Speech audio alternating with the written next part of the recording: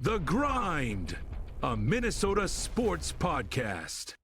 It's been 12,545 days since the Minnesota Twins won the World Series, and it's been a grind.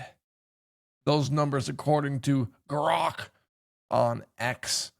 Because just the other day I typed in the same question into X and it said 12,307 days. So I don't know how it went from 12,307 days 2 days ago to 12,545 days today. But maybe it skipped a few years. Anyways, doesn't matter. Or days, whatever. But I can sense the escape from championship torture in the state of Minnesota. Because did you see that performance last night? Did you see what was delivered? It was incredible. So that's what we're going to talk about today. But first, I need to tell you about 5-Star Bath Solutions in Minneapolis because they transformed our bathroom in 48 hours, and that's their guarantee. In our prior bathroom, we had mold. It was disgusting. It was embarrassing, and it was just flat out outdated and unhealthy. Floors were blue. Shower had mold, handrails, a step going into the shower, one sink, ugly countertops, and an ugly mirror. They came in 48 hours, new floor, new tub, new surround, new countertops, new vanity, new mirror, and we went from 1 sink to 2 sinks. 5-Star Bath Solutions of Minneapolis transformed our bathroom and made it into a masterpiece in 48 hours. Don't wait 8 weeks for a bathroom project to get done. Contact 5-Star Bath Solutions of Minneapolis and get your masterpiece done today.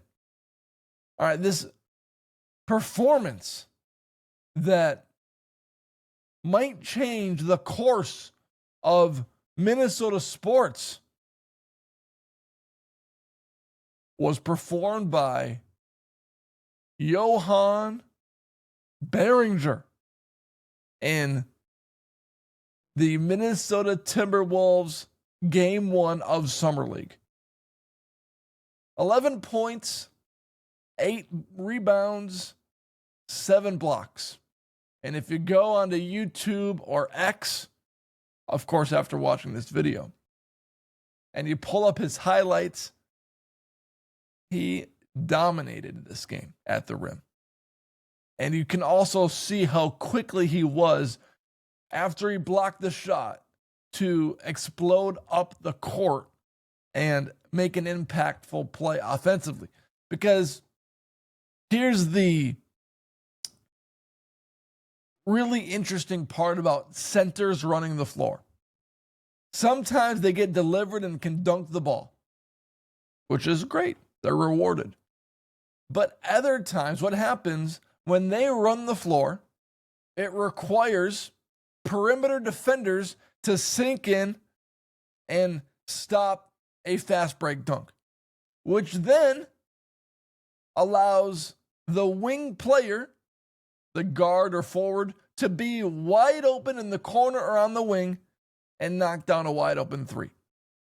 And although a center isn't rewarded with a assist, there's nothing at all in the stat sheet that represents him making a play for a teammate because he didn't pass the ball. All he did was run the floor.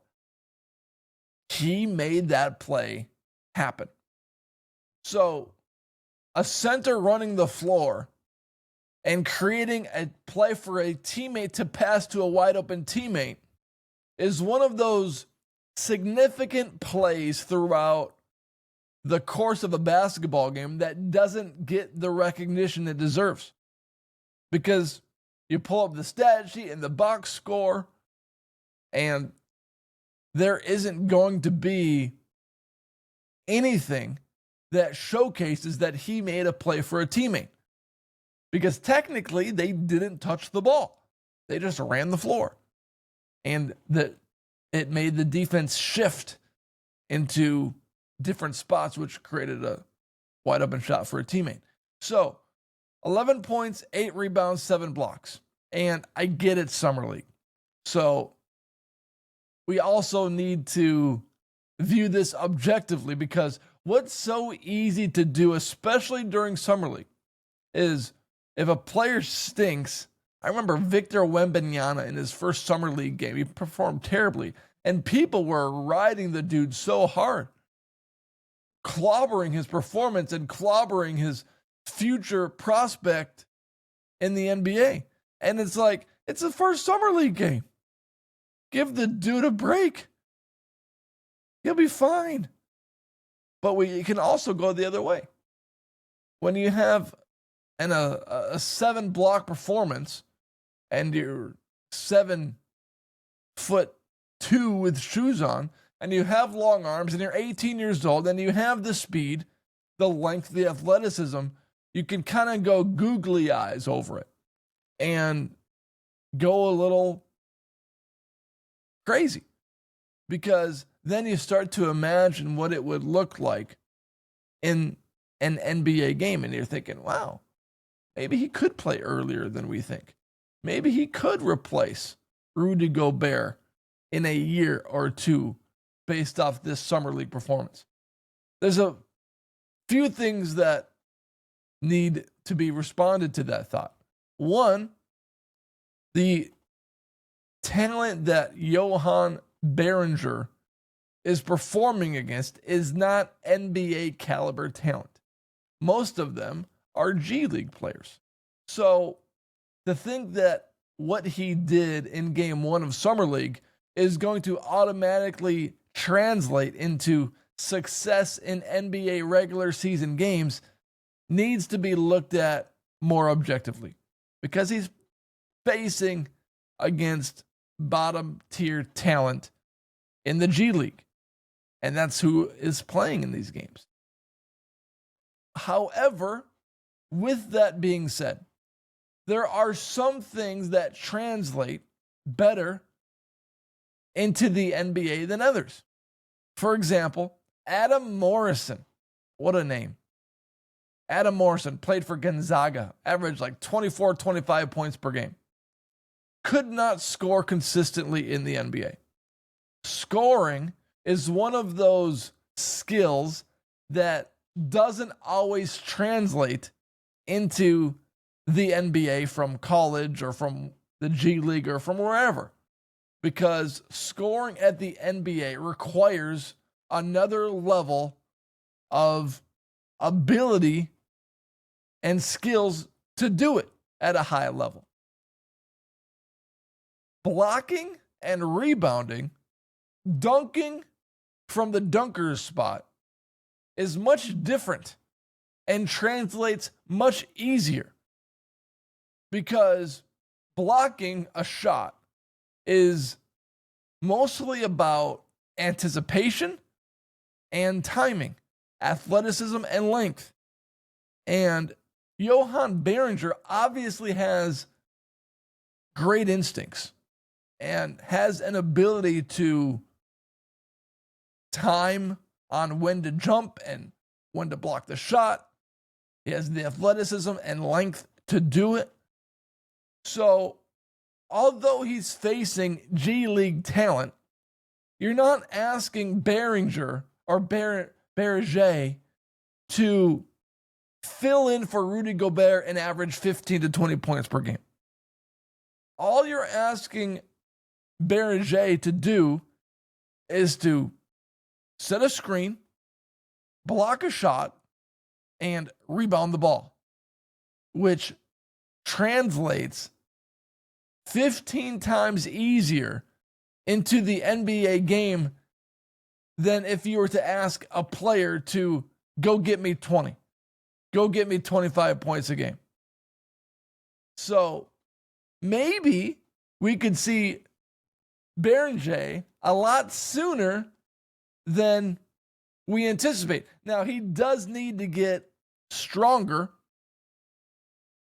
and he needs to build a bigger frame, because NBA players are bigger and stronger and tougher than G League players. And players will just throw the guy around like a popsicle stick if he doesn't develop a bigger frame and get stronger in the legs and stronger in the arms so that he can throw his body around and be physical with opposing teams.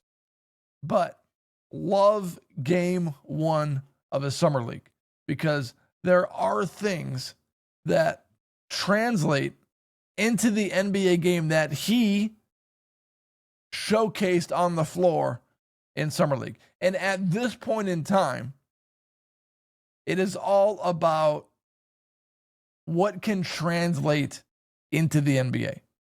Because Terrence Shannon Jr., he put up 25 points, and the dude can score.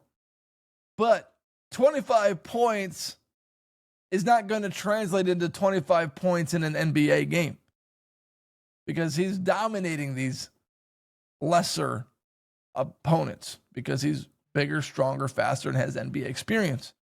But when you look at his game and you say, oh, okay, he could translate that scoring to the NBA just in a lesser degree. Coming off the bench, providing a spark plug, maybe he can average 8 to 10 points per game. So that's how you need to look at these summer league games. Don't look at them for, whoa, he had 11 points, 8 rebounds, 7 blocks. So look at him and look at how could his stat sheet and his performance translate into a tougher competition in the NBA. Could the Timberwolves utilize this player to be useful? And Rob Dillingham had played big minutes in the summer league game. But the problem with Dillingham, 15.6 assists, 2 steals. Played pretty good. The problem with Dillingham was the turnovers. He could not stop turning the ball over. And if you're going to be a point guard in the NBA, you need to stop turning the ball over. 28% from the field, 7 turnovers. If you are going to be a high-level point guard, you can't turn the ball over 7 times in a summer league game against G League opponents. 4 for 14, 3 for 6. That's a disappointing performance. And hopefully he turns it around in game 2 and game 3. But what I've seen from Dilly has not been good. Even when he had a little success in the NBA last year, it didn't look very fluid. It looked a little herky-jerky. It looked a little, I'm not buying this yet. And then what's so annoying is that after the game he played really well in, was it against Utah?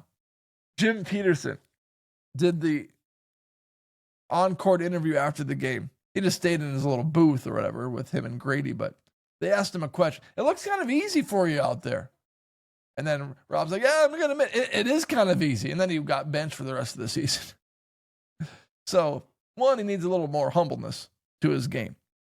And 2, you cannot look at a performance in Summer League and say, yeah, 7 turnovers in the Summer League is going to easily translate into being the starting guard, getting people in their place, alleviating pressure from Anthony Edwards. Stats, 15.6 assists, 3 rebounds, 2 steals. Great. Oh, he was 4 for 14. He had 7 turnovers. Rob has a long ways to go.